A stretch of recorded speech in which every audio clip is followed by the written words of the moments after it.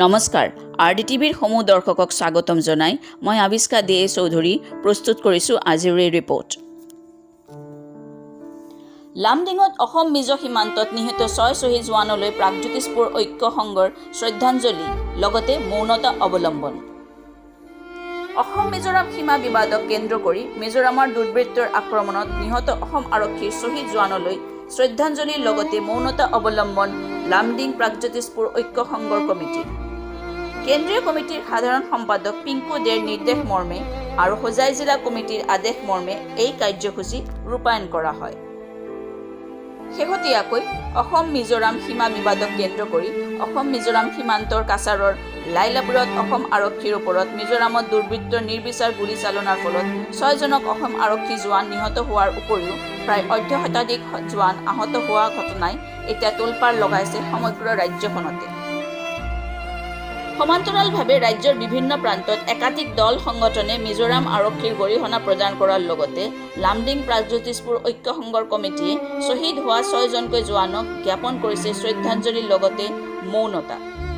কেন্দ্ৰীয় কমিটিৰ সাধাৰণ সম্পাদক পিংকু দে কয়, মিজো আৰক্ষীক যোগ্য প্ৰত্যুত্তৰ দিয়াৰ দাবী জনোৱাৰ লগতে অসমৰ মুখ্যমন্ত্ৰী ডাঃ হিমন্ত বিশ্ব শৰ্মাই নৰেন্দ্ৰ মোদী আৰু অমিত শ্বাহৰ ওচৰত বিনম্ৰ অনুৰোধ কৰে যে অতি সোনকালে দুৰ্বৃত্তক চিনাক্ত কৰি শাস্তি প্ৰদান কৰে যেন।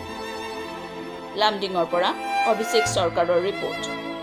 অন্ততে আমাৰ প্ৰতিবেদন পোৱাৰ বাবে লগ ইন আৰু ছাবস্ক্ৰাইব কৰক আমাৰ ফেচবুক আৰু ইউটিউব চেনেল RDTV 24/7। ধন্যবাদ। আমি একচুৱেলি প্ৰাগজ্যোতিষপুৰ ঐক্য সংঘৰ পৰা আমি শ্ৰদ্ধাঞ্জলি জ্ঞাপন কৰিবলৈ আহিছোঁ যে 26 জুলাই লালাইপুৰ যে অসম আৰু মিজোৰাম সীমান্তত যে আমাৰ 6জন শ্বহীদ হ'ল, আমাৰ 6জন অসম আৰক্ষী শ্বহীদ হ'ল মিজোৰামৰ আৰক্ষীৰ গুলীত, ইয়াক আমি এইকাৰণে আমি আজি শ্ৰদ্ধাঞ্জলি জ্ঞাপন কৰিবলৈ আহিছোঁ। আজি দেখা গ'ল এই সীমান্তত মানে অসমীয়া মানুহ তাত মানে ঘৰ পলাব লগা হৈছে, মানে এই ক্ষেত্ৰত আপোনালোকে চৰকাৰক কি আহ্বান জনাব? আমি অসম ৰাজ্যিক চৰকাৰ তথা আমাৰ কেন্দ্ৰীয় চৰকাৰৰ লগত তাত আমি বিনম্ৰ অনুৰোধ কৰিব জনাইছোঁ যে অতি সোনকালে যেন ইয়াৰ এটা কঠোৰ ব্যৱস্থা লয় তথা তদন্ত কৰি উচিত যিবোৰ দোষী আছে সেইবোৰক উচিত শাস্তি দিয়াটো দৰকাৰ বুলি আমি চৰকাৰৰ তাত আবেদন জনাইছোঁ।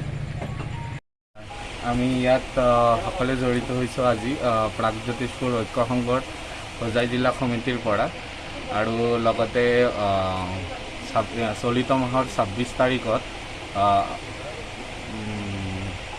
মিজোৰাম দুৰ্বৃত্ত আৰু লগতে মিজোৰাম পুলিচৰ দ্বাৰা আমাৰ অসম আৰক্ষীক যি বৰ্বৰ দুৰ্ঘটনা হৈছে ইয়াক আমি তীব্ৰ ভাষাৰে গৰিহণা দিছোঁ।